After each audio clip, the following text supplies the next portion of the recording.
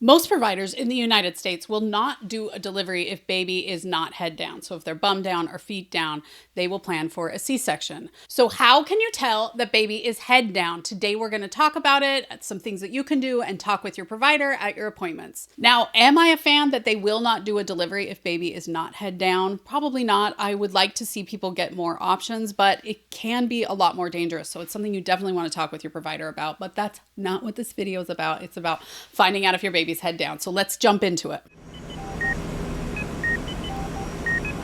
And this is something that I saw people always wondering during my 20 years in labor and delivery. And as a nurse, I was able to tell them if baby was head down or not most often. If not, we would order an ultrasound. So how can you tell as a patient? Now, first off, like I always do, I recommend doing kick counts. Honestly, I think it really can help you to know where baby is in your womb because you're just sitting there feeling for them to move a lot of the time. And it can also give you a heads up if maybe baby has shifted in location. Again, kick counts start at 27 weeks. If you are interested in how to do kick counts, I have a whole cheat sheet that I'm going to link to down below that I think you'll find super helpful. But just feeling for where baby is moving can really help. Feet tend to give stronger kicks than arms, not always the case, and heads tend to be harder than bums. So if you have something that feels real hard under your ribs, that could be that baby has a head there. It's something to discuss with your provider. But I think doing kick counts and monitoring fetal movement can be one of your best ways of knowing. Plus, if you already know which way baby is facing at your prenatal appointment, then where you're at home, if kicks and things are still happening in about the same place, then you know things haven't changed. If things abruptly change and suddenly you're feeling those kicks more in the birth canal area, then that's a big change. Again, something you'll want to mention to your provider. And I do want to give the caveat that baby being head down or bum down does not change the health of the baby in the womb. Babies can still thrive and form perfectly well, positioned either way. I think I read a statistic that 97% of babies will be head down at delivery, although that seemed a little bit high. I didn't look at it on my own, but I will say the majority of babies flip to head down. Usually I want to see baby flipping to head down by about 33 weeks of pregnancy. I have a whole video on what to do if baby has not flipped head down that I will link to up above and down below as well. Okay, so how else can you tell? How can we tell as providers? Now, ultrasound is always the gold standard. If we ever have any question, we will do an ultrasound. And the good news is the baby's head actually looks like just a big ring on an ultrasound. It is not, you can't miss it. So when we see that the ring is down, we know that baby is head down. Or when we see the ring up, then we know that baby is head up. It's a very easy ultrasound that really any provider can do.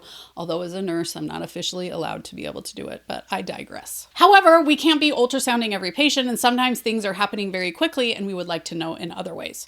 One of the other ways that we can tell is baby's heart rate placement. Your baby's heart tends to be towards the upper part of their body. So if baby is head down, usually the heart rate is on the lower half of the belly. And if baby is head up, then the heart rate tends to be a little bit higher on the belly. And for me as a nurse, when I see that the heart rate's a little bit higher, it's something that gets the questions going in my head and I want to know more about baby's positioning in the womb.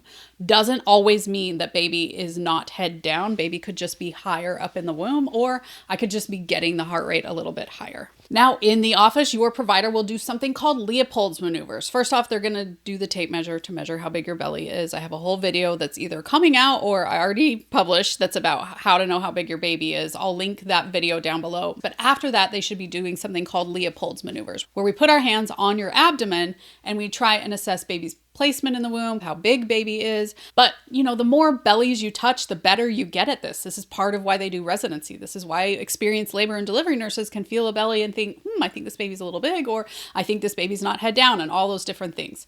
A baby's bottom and a baby's head feels very different from the outside. Heads are rigid and they also have a neck, so you can feel kind of a skinny part after the larger, harder part. So Leopold's maneuvers can be a quick and easy and safe way to tell which way baby is pointing. The other way that we can tell how baby is pointing is by doing a vaginal exam. So when we do an exam, if your cervix is open at all, we touch the presenting part, which could either be a bum or a head. And bums feel soft and squishy and heads feel hard. And a lot of times we can feel the parts of the skull as we do that that, which gives us confirmation that yes, this baby is head down. It is one of the great and easy ways of telling. And I know everybody out there likes to say you can deny all cervical exams, but there are so many things that we learn from cervical exams. They are an important tool in our toolbox when you come into triage to know how your labor is progressing and where is the best place for you. And finding out if baby is head down is an important part of that initial vaginal exam, and honestly any subsequent exams, because every once in a while a baby just changes their mind and wants to go bum down during labor, which is, I'm not here for that. Now, this whole video comes from a post on my website. I'm going to link it down below because if you want more information on that, I think it can be really helpful as well.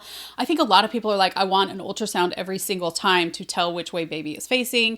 And some providers do it in the office every time and some providers don't. So it just depends on your provider and how things are going during your pregnancy. I will say that any ultrasound past the second trimester, they do say which way the baby is pointing on an ultrasound. So if you've had a recent ultrasound, they do know during that ultrasound if baby was head up or head down. But honestly, moms who do kick counts are some of the best ones to tell us, hey, I think something has changed. Let's dive in more, right? So make sure that you're doing those kick counts. And if all of a sudden you're like, what, baby can flip? I actually have a whole video about can baby flip after they're head down. I'm going to link to that one up above and down below.